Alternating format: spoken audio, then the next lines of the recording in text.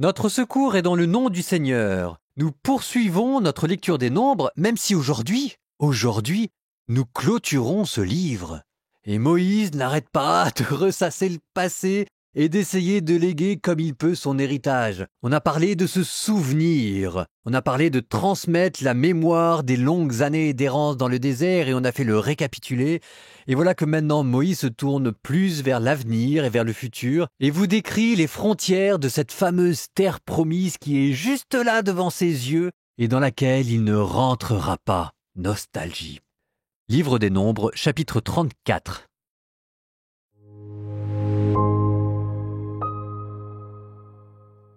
Le Seigneur parla à Moïse. Il dit « Ordonne ceci aux fils d'Israël. Tu leur diras, vous allez entrer dans le pays de Canaan. C'est le pays qui vous est échu en héritage, le pays de Canaan, à l'intérieur des frontières que voici. Votre frontière sud, c'est-à-dire du Néguev, se trouve du côté du désert de Sin qui confine à Édom. À l'est, cette frontière sud part de l'extrémité de la mer Morte. La frontière oblique alors au sud vers la montée des Akrabim et passe à Sin pour aboutir, venant du sud, à Kades Barnéa pour repartir vers Assar Adar et passer par Asmon. Contournant Asmon, la frontière oblique vers le torrent d'Égypte et aboutit à la mer. Votre frontière ouest sera la mer Méditerranée. Celle-ci sera votre frontière maritime. Et voici quelle sera votre frontière au nord. De la Méditerranée, vous tracerez une ligne vers Or-la-Montagne. De Or-la-Montagne, vous tracerez une ligne en direction de l'entrée de Hamath, et la frontière aboutira à Cédad, puis elle ira jusqu'à Siphron, et enfin elle aboutira à Sar-Einan, telle sera votre frontière nord. Ensuite, vous tracerez une ligne pour votre frontière orientale depuis Assar-Einan jusqu'à Shepham. La frontière descendra de Sépham à Ribla, à l'est de Haïn, puis elle descendra jusqu'à atteindre les collines de la mer de Kinéret à l'est. Enfin, la frontière descend vers le Jourdain et aboutit à la mer Morte. Tel sera votre pays, limité tout autour par ses frontières. Moïse donna cet ordre aux fils d'Israël. Il dit « Voici le pays que vous partagerez en héritage par tirage au sort, celui que le Seigneur a prescrit de donner aux 9 tribus et à la demi-tribu. En effet, la tribu des fils de Rouben par famille et la tribu des fils de Gad par famille ont déjà reçu leur part d'héritage, ainsi que la demi-tribu de Manassé. Ces 2 tribus et cette demi-tribu ont reçu leur part d'héritage de l'autre côté du Jourdain, à la hauteur de Jéricho, à l'est, à l'Orient. Le Seigneur parla à Moïse. Il dit « Voici les noms des hommes qui partageront entre vous le pays. Le prêtre Éléazar et Josué, fils de Noun. Vous prendrez aussi un responsable par tribu, un seul, pour procéder au partage du pays. Et voici les noms de ces hommes. Pour la tribu de Juda, Caleb, fils de Yéphuné. Pour la tribu des fils de Siméon, Shemuel, fils d'Amioud. Pour la tribu de Benjamin, Élidad, fils de Kislon. Pour la tribu des fils de Dan, le responsable, Bouki, fils de Yogli. Quant aux fils de Joseph, pour la tribu des fils de Manassé, le responsable, Haniel, fils d'Éphod. Et pour la tribu des fils d'Éphraïm, le responsable, Kemuel, fils de Shiftan. Pour la tribu des fils de Zabulon, le responsable, Élishaphan, fils de Parnak. Pour la tribu des fils d'Issachar, le responsable, Paltiel, fils d'Azan. Pour la tribu des fils d'Acher, le responsable, Aïoud, fils de Shelomi. Pour la tribu des fils de Nephtali, le responsable, Pédaël, fils d'Amioud. C'est à cela que le Seigneur a ordonné de partager l'héritage entre les fils d'Israël au pays de Canaan. Le Seigneur parla à Moïse dans les steppes de Moab, au bord du Jourdain, à la hauteur de Jéricho. Il dit « Ordonne aux fils d'Israël de donner aux Lévites, sur la part d'héritage qu'ils ont en propriété, des villes pour y habiter. Vous donnerez aussi aux Lévites les pâturages qui entourent ces villes. Les villes leur appartiendront pour qu'ils y habitent et les pâturages seront pour leur bétail, pour leurs biens matériels, pour tous leurs animaux. Les pâturages des villes que vous donnerez aux Lévites s'étendront depuis le mur extérieur de la ville sur 1000 coudées alentour. Vous mesurerez à l'extérieur de la ville du côté est 2000 coudées, du côté sud, 2000 coudées, du côté ouest, 2000 coudées, du côté nord, 2000 coudées, la ville étant au centre. Ce sera pour eux les pâturages des villes. Les villes que vous donnerez aux Lévites sont les villes de refuge au nombre de 6, données par vous pour que les meurtriers puissent y enfuir. Vous leur donnerez en outre 42 villes. Au total, vous donnerez aux Lévites 48 villes, les villes et leurs pâturages. Les villes que vous donnerez proviendront de la propriété des fils d'Israël. À celui qui a beaucoup, vous prendrez beaucoup. À celui qui a peu, vous prendrez peu. Chacun donnera des villes aux Lévites en proportion de la part d'héritage qu'il aura reçue. Le Seigneur parla à Moïse. Il dit « Parle ainsi aux fils d'Israël. Quand vous aurez passé le Jourdain pour entrer dans le pays de Canaan, choisissez des villes qui seront pour vous des villes de refuge. Le meurtrier qui, par inadvertance, aura frappé quelqu'un à mort s'y enfuira. Ces villes vous serviront de refuge contre le vengeur du sang. Ainsi, le meurtrier ne sera pas mis à mort avant d'avoir comparu en jugement devant la communauté. Les villes que vous donnerez aux Lévites seront pour vous des villes de refuge au nombre de 6. Vous donnerez 3 villes situées au-delà du Jourdain et vous donnerez 3 villes situées au pays de Canaan. Elles seront les villes de refuge. Ces 6 villes serviront de refuge aux fils d'Israël ainsi qu'à l'immigré et à l'hôte de passage, afin que s'y enfuit quiconque aura par inadvertance frappé quelqu'un à mort.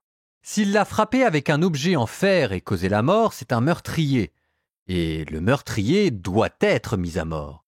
Si de sa main il l'a frappé avec une pierre qui peut provoquer la mort, et a effectivement causé la mort, c'est un meurtrier, et le meurtrier doit être mis à mort.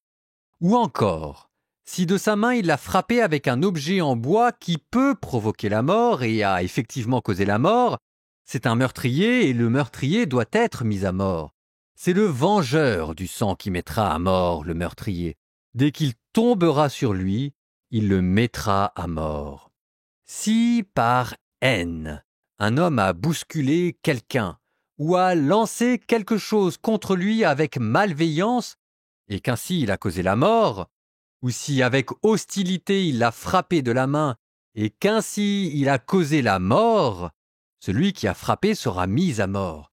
C'est un meurtrier. Dès qu'il tombera sur le meurtrier, le vengeur du sang le mettra à mort.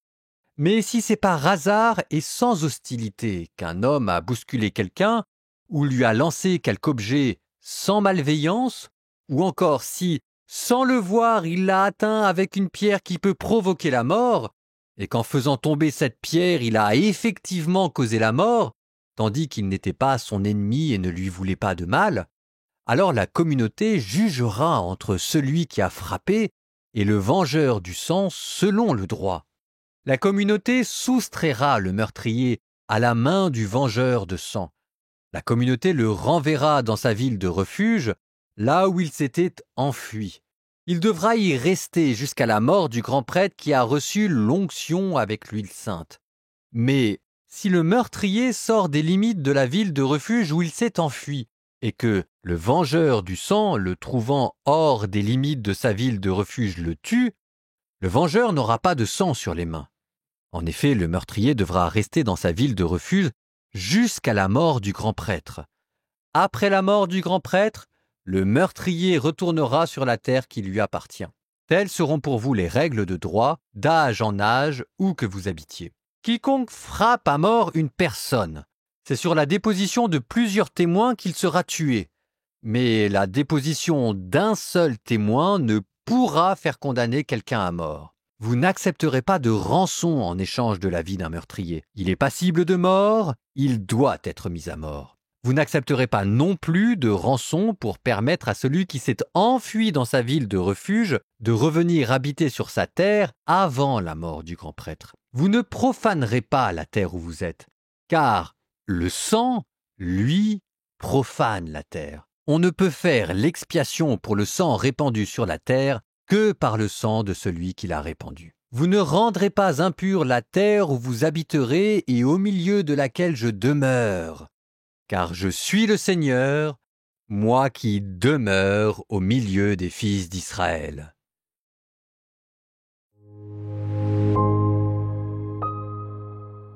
Il y a des petites subtilités dans le texte que vous venez de lire, et le vieux patriarche qu'est Moïse n'a pas encore fini de nous étonner par sa subtilité. Il commence par présenter le pays d'Israël comme formant un tout.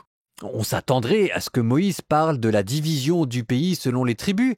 Il n'en parle pas, il dit simplement écoutez, ce partage-là, on en parlera plus tard, après ma mort si vous voulez. Moi pour l'instant je vous parle du pays dans son ensemble. Alors très bien, mais si jamais on ne parle pas des relations des tribus entre elles ni du territoire qu'elles vont occuper, ça va être quoi les institutions politiques et les organes de régulation entre les différentes tribus? C'est assez flou, on sait simplement qu'il y aura un grand prêtre, Éléazar, et un dirigeant politico-militaire, Josué. Le reste, on ne sait pas très bien, sinon qu'il y a un chef par tribu. Je suppose que Moïse a dû se dire que c'était un peu léger pour assurer l'unité politique du pays, et c'est là qu'il a fait intervenir les Lévites, comme vous l'avez entendu. C'était toute cette question autour de la ville des Lévites et des villes refuges. Regardons ça. Au début du livre des Nombres, l'armée était disposée en carré avec des tribus au nord, au sud, à l'ouest, à l'est, et au centre, il y avait les Lévites qui s'occupaient de la tente de la rencontre, le centre mystique de cette armée en campagne. Et voilà que maintenant, ce centre mystique s'est retrouvé comme dispersé à travers tout le pays, comme si c'était lui qui devait garder la trace et la mémoire de ce que fut jadis cette armée en campagne. D'ailleurs, penchons-nous un peu sur leurs villes. Leurs villes sont présentées de manière assez curieuse dans le texte. On dit qu'il doit y avoir la ville au centre et tout autour des pâturages, comme si ça faisait un carré avec des pâturages au nord, au sud, à l'ouest, à l'est. Et la ville au milieu, tout cela est un peu trop géométrique pour être totalement crédible, à moins que cela ne rappelle furieusement la manière dont l'armée était disposée en campagne. Voici que cette disposition de l'armée en carré qu'on avait vue au chapitre 1 et 2, c'est aux Lévites de la refaire à travers le pays et leurs villes, sous la forme d'une ville dédiée à la pastorale. Et encore une fois, la transition d'une conception militaire d'Israël à une conception plus domestique et pacifique. Ces fameuses villes refuges, c'est beau ça! Leur travail maintenant, c'est d'offrir la miséricorde de Dieu. Psaume 33, première partie. Je bénirai le Seigneur en tout temps, sa louange sans cesse à mes lèvres. Je me glorifierai dans le Seigneur, que les pauvres m'entendent et soient en fête. Magnifiez avec moi le Seigneur, exaltons tous ensemble son nom. Je cherche le Seigneur, il me répond. De toutes mes frayeurs, il me délivre. Qui regarde vers lui resplendira, sans ombre ni trouble au visage. Un pauvre crie, le Seigneur entend, il le sauve de toutes ses angoisses. L'ange du Seigneur campe alentour pour libérer ceux qui le craignent. Goûtez et voyez, le Seigneur est bon. Heureux qui trouve en lui son refuge. Saint du Seigneur, adorez-le. Rien ne manque à ceux qui le craignent. Des riches ont tout perdu, ils ont faim. Qui cherche le Seigneur ne manquera d'aucun bien.